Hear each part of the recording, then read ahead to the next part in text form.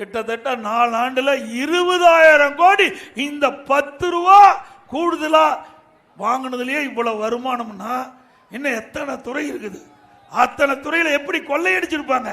ஆகவேதான் இன்றைக்கு நீதிமன்றம் படிக்கட்டு ஏறி ஏறி இறங்கிட்டு இருக்காங்க திமுக மந்திரிகள். ஆக இப்படிப்பட்ட ஊழல் ஆட்சி தேவையா? இன்றைக்கு எல்லா துறையிலும் ஊழல், லஞ்ச லாவண்யம் இல்லாத துறையே இல்ல. திமுக அது ஊழல், ஊழல்னா திமுக. இந்தியாவிலேயே திரு கருணாநிதி முதலமைச்சர் இருந்த காலகட்டத்தில் ஊழலுக்காக கலைக்கப்பட்ட ஒரே அரசாங்கம் திமுக அரசாங்கம் தான்.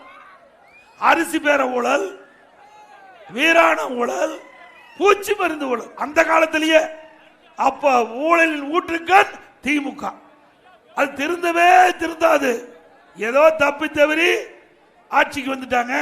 ஆட்சிக்கு வந்த பிறகு தமிழ்நாட்டை பட்டா போட பார்க்கறாங்க. தயவு செய்து சங்கரன் கோயிலையும் பட்டா போட்டுருவாங்க.